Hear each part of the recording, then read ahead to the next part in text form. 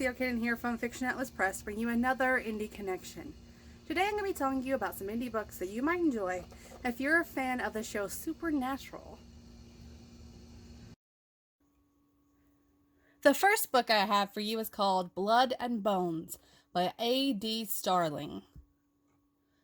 Artemis Steele is many things, the world's foremost yet least celebrated expert on all things ancient and arcane, a metalsmith with unusual skills, the owner of an antique shop, and a switchblade that is more than just a knife. What he doesn't want to be is a hero. When the monster he first met on the night he turned 6 appears on his doorstep, Artemis suspects his life is about to go from strange to hell in a handbasket, and he isn't too happy about that. Callie Stone arrives in Chicago with one purpose in mind: to sell one of her dead husband's prized possessions.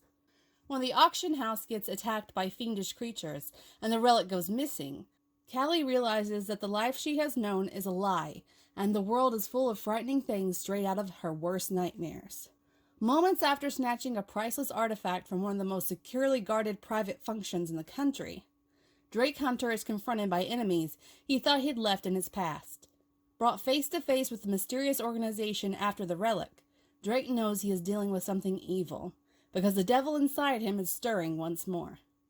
With no option but to join forces with a pair of ruthless mercenaries, the reluctant associates are cast into a race to uncover the organization's dark intentions and the true nature of the artifact. To survive, they will need more than brute strength and wit. They will have to figure out what twisted fate links them, and they will have to embrace powers they never knew they possessed.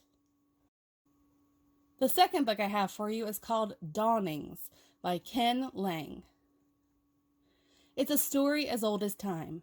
Cain and Abel, Adam and Eve, a family, a murder, a reckoning, good and evil personified. You may think you know the story, but you'd be wrong. After thousands of years, Cain awakens to find the world has gone on without him. In his slumber, humans and people of power have stopped being afraid of, well, anything. Beyond that, they become cruel for cruelty's sake, fascinated with their ability to spread death through famine, war, and even plagues. In their minds, they have no equal. They're wrong. Thanks to the Norns, his brother's treachery, his sadistic stepmother, and abusive father, Cain has been out of the loop for far too long, but that's about to change. Now he must reconcile his past with his present, and complete a near-impossible task to find the peace he's sought for so long. Before that can be a reality, he'll need to walk the fine line between monster and man. Too much of one and not the other will release a plague upon the world, and there will be blood, lots of it. Can he fight his baser nature long enough to do what needs to be done, or will fate get the better of him in the end? The third book I have for you is called Unquiet Souls by Christine Pope. Their chemistry could make their show a monster hit, if the monsters don't kill them first. On the surface, psychologist Audrey Barrett is the perfect co-host for Michael Covenant's new cable series, Project Demon Hunters. She's smart, articulate, and photogenic as hell. There's just one problem. Michael has made it his mission to stay out of her orbit. Thanks to his producer's stubborn insistence, however, there's no avoiding her, which means Michael will have to bury his secrets even deeper. After the tragedy that took her parents more than 10 years earlier, Audrey has kept herself on the fringe of the paranormal world. But with her small therapy practice floundering, the money the show's offering is too good to pass up.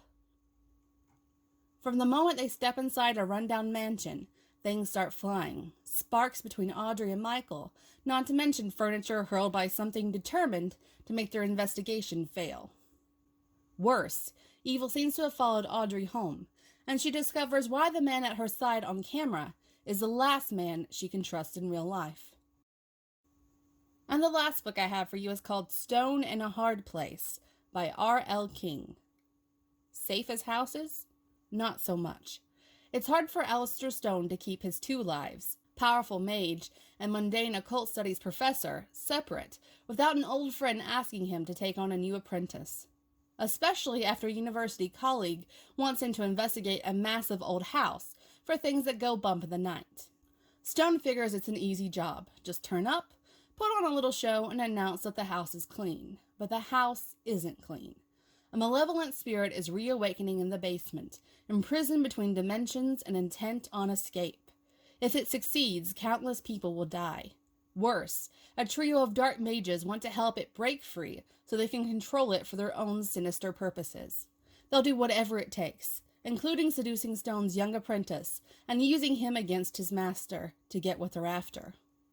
With time running out, Stone has to stay alive long enough to uncover the spirit's secrets, but even if he does, his own power might not be enough to send it back. Okay, that's all for me this week. I'll see you next week on The Indie Connection. Bye.